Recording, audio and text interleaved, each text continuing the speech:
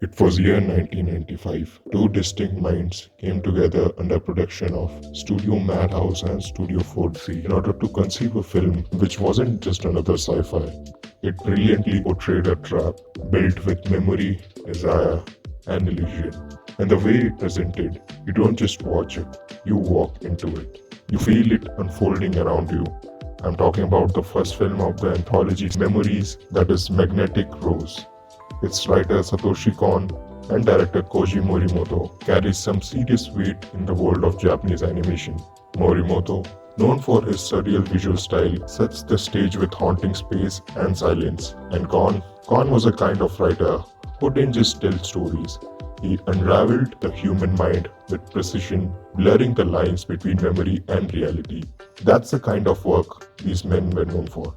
And in Magnetic Rose, it's not just them, but the contribution of the whole team that left behind something unforgettable. Now, those of you who are not aware of this movie, before going ahead, I would recommend you to watch this movie first in order to understand this movie even better. But in case you don't mind, just stick with this video.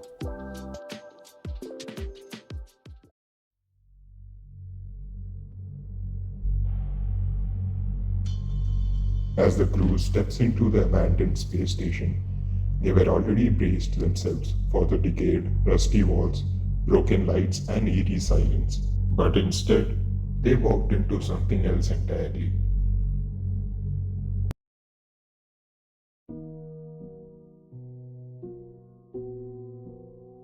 It was beauty. Rich and refined interiors. It felt almost homely, warm and cozy.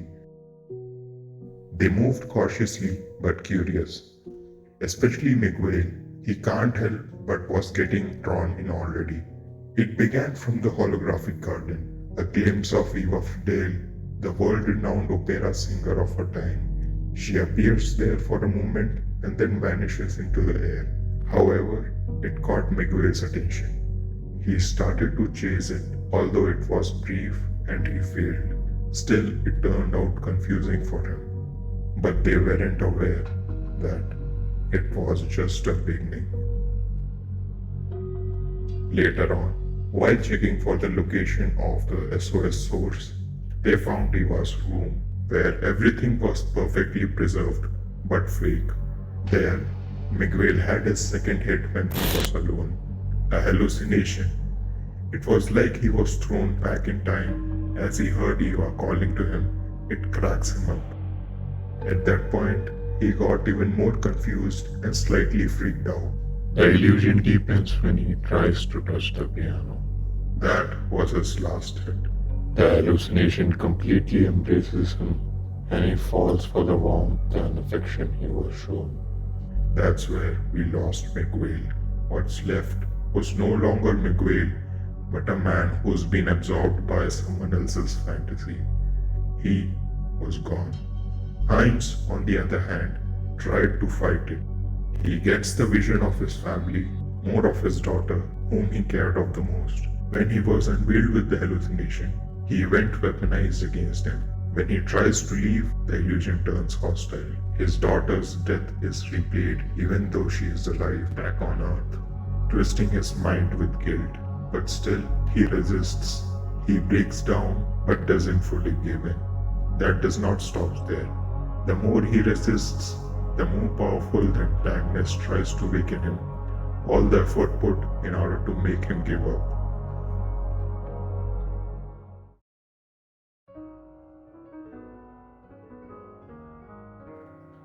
What Magnetic Rose seems to explore is the thin line between reality and illusion, and how the human mind can slip into illusion when it's built from what we deeply long for.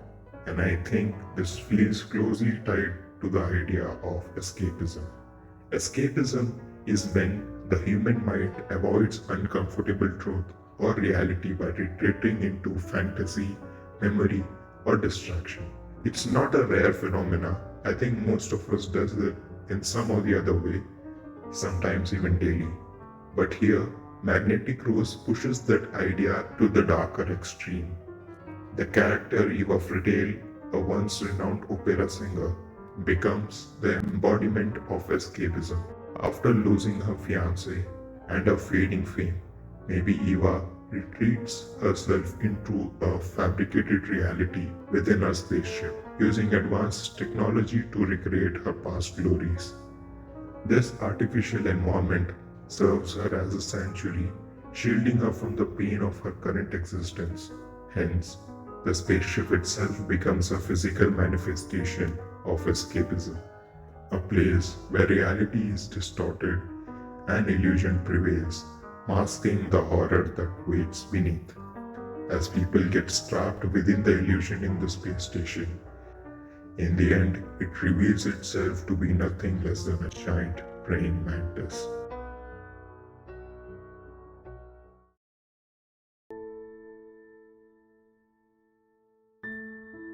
The terror of Magnetic Rose wasn't a ghost. It was what the ship, or more precisely, the computer feeding on Eva's memory, did this to their minds. A weaponized illusion carefully designed to break you from within and make you surrender completely. Built from the most fragile and personal parts of your emotion, which operates on multiple levels of manipulation. Emotional entrapment. The computer, using Eva's memory, didn't rely on fear from the beginning. Perhaps Khan and Morimoto designed the illusion not to scare but to seduce. In the film, Miguel was drawn by the fiction and an idealized version of love.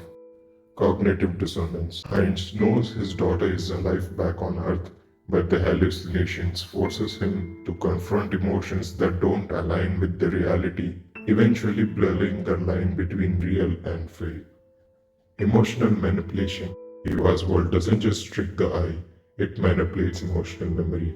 The opera hall, lavish rooms, and the comforting voice of Eva, they're all designed to make you feel safe. That is emotional engineering. These illusions makes each character see a different version of the same place, as it was different for Miguel and Heinz. It doesn't show you what is, it shows you what you most want, fear, or regret. The moment your emotions engage, reality starts shifting around you. You stop seeing truth, you start seeing desire. And because it feels so real, your mind buys it. It goes deeper, using your memory as a bait, and therefore seems to align perfectly with the maker's idea that what feels real is often more dangerous than what is real.